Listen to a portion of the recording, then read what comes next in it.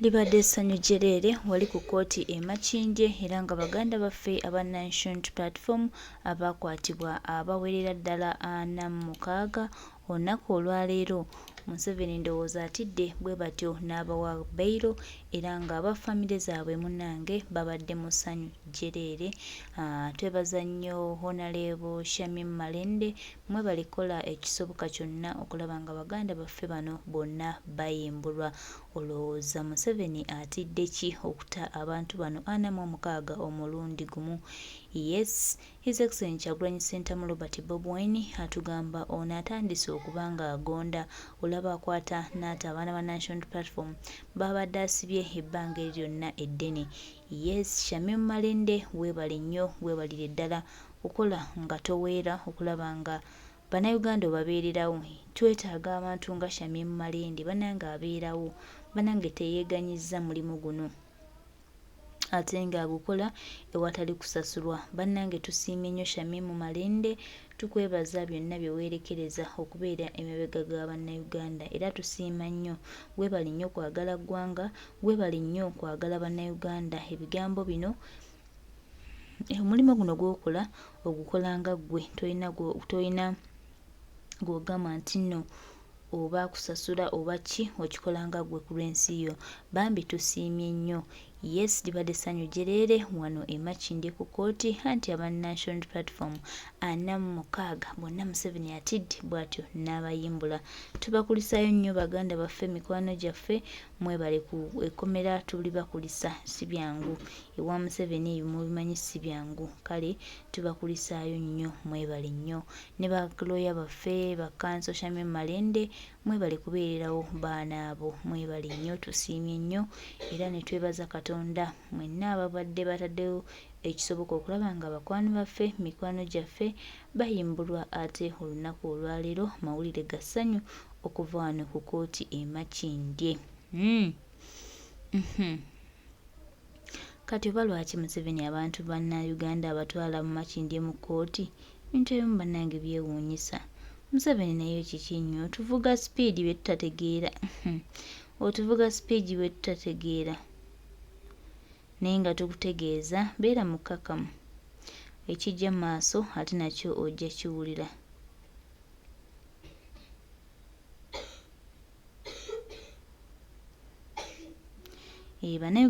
Bannayuganda abatunudde, Bannayuganda bakutaddeko amaaso, bonna ebikolobero by'oli mu kukola tubitambuza nga bigenda mu maaso era nga bo Bannayuganda bajja kufuna obwenkanya n'oba ggwe si ggwe abo bawadde. Tukutegeeza nti obwenkanya bwaffe bujja kujja oba tutya ku kaweefube eno ge tulimu okunonda eggwanga lyaffe tewali kigenda kusigala mabega. Buli kimu kijja kujja nga bwe tukibala, buli kimu tugenda kukifuna nga bwe twakyagala ate era buli kimu tugenda kukifuna nga bwe kirina okutambula. Tewali kigenda tukomya ku mukono, tewali kigenda tusiba, tulina kusigala nga tutambula ate era tukimanyi nti tujja kubeera bawanguzi. Tewali lugendo lutaliimu biwonvu, tewali lugendo lwa muswetwe era tumala tukakkana tuwangudde.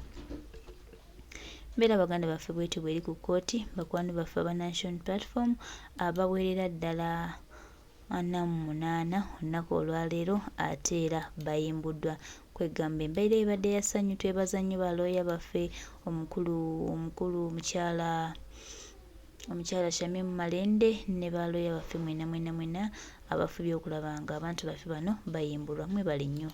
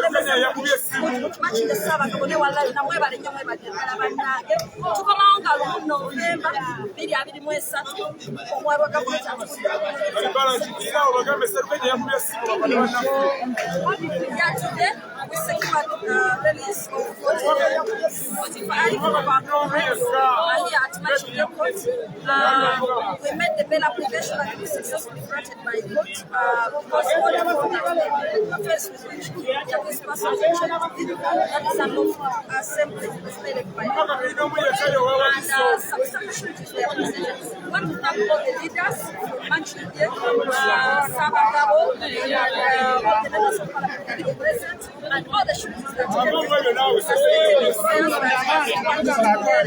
Thank you so much for being November 2023.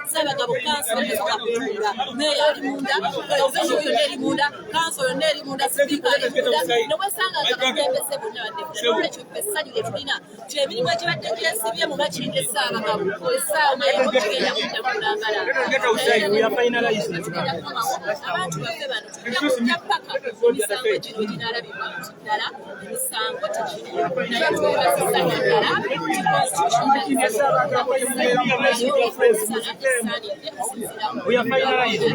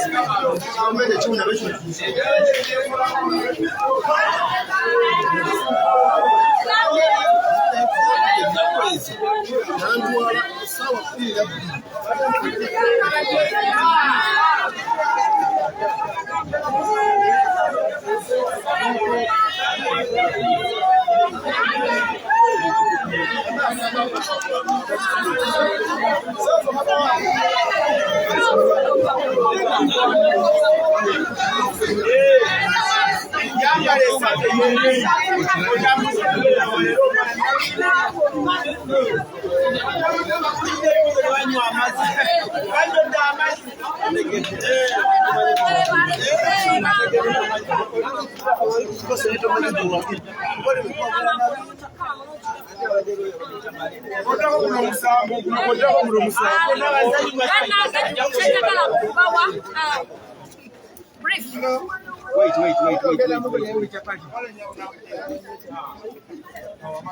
Yes, abantu baffe abalungi tuli basanyufu nnyo nga mutulaba twabategeezesa twalinze kooti omuleda kikasatu etubuulire ekigenda mu maaso ku bantu baffe 45 naye tuli basanyufu tugenza mu kooti kutinekanya naffe timutuufu emisango egyateekebwa ku bantu bafaanamu 5 gikkirizibwa okwemirirwa mu mateeka kubanga baateekebwako kuba lukuŋŋaana lutali mu mateeka ate nga baali bagenda kwaniriza pulezidenti of which kooti etunuddemu nalaba nga abayima bonna basooka emira abantu babuvunaanyizibwa bakulembeze bantu bafamire bantu ba mikwano bajja kusobola okulaba nti abantu bano bakumawo mu kooti nolwekyo ne kooti negamba teraba okirobera kyonna era tesanze nsa mu kuwakana kwa state atu nekwakoze abadde agamba nti abantu baffe badizibweyo mu kubeera nolwekyo tuli basanyufu olw'ensenga tuwagira enkola y'amateeka buli nkola y'amateeka bwe tulaba nga ekoze tuba basanyufu era n'abantu baffe baba basanyufu kubanga tuba tulaba nga ebintu bye tulwanirira tulaba nga kristi bikola mu biseera bwe tuba twagalidde ebiseera ebimu bikole tetujja kubeera nga tukola tulina okusigala nga tugenda mu maaso omusango guno gwenda kudda wano nga 1 Novemba 2023 state atutegeeze okunoonyereza kutuuseewo ku misango gino ffe tujja kubeerawo tetugenda kutowa kubanga abantu baffe si basiba misango ababayimiridde si bantu basiba misango ffenna tuli bantu batuuze ba Bumakindye abantu ba Ssaabagabo we bali abantu ba Wakiso we bali abantu ba Kampala we bali abantu b'enkyukakyuka we bali abantu ffenna tugenda kubeerawo tuyimirire mu solidarite paka musawe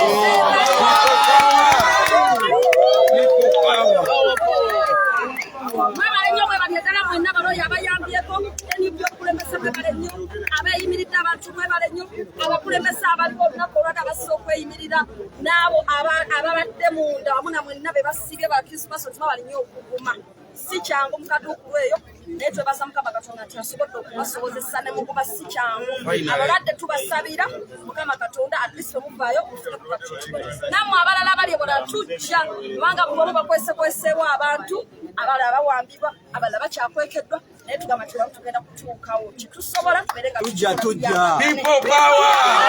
kubeerawo tuyimirire mu solidarite paka musawe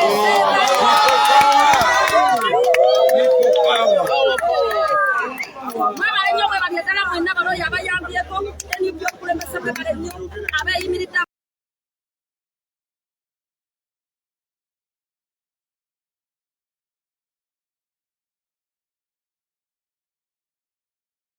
webale nnyo Mbaka Shamim Malende webale nnyo okulwana libadde essanyu jjereere wano ku kooti e Makindye nga baganda baffe aba Nation Platform abaali bawambibwa omumpembe ate bonna bateereddwa olunaku olwaleero ssanyu jjereere bannange at least era naffe tusimayiringeko ak'olumu omumpembe Yoseite Bukabulwa essanyu lyagadde tuyingiza weekend baganda baffe mikwano gyaffe abaweerera ddala 46 bayimbuddwa olunaku olwaleero tubakulisayo baganda baffe mukulike okuva mu mikono gy'omumpembe emikono gy'omutugumbuzi emikono gy'oyo eyajja okusaanyaawo eyajja okubba eyajja okwonoona tubakulisayo nnyo bamikwano tubakulisayo nnyo bataata mwebali kwagala ggwanga mwebali kulwana kulaba nga muva mu mikono gy'omusajja oyo tekiba kyangu oluusi kikalubamu newe mba musobodde okuvaayo bannange tubakulisaayo mukulikireyo nnyo nnyini ddala mwebale kwerwanako bannange tebibadde byangu Shamim Malende tukwebaza omulimu gw'okola gwonna kulaba ng'obeerawo kulwanirira bannayuganda okuddizibwa eddembe lyabwe ate era na buli kimu bambi Shamim Malende webale nnyo webalire ddala.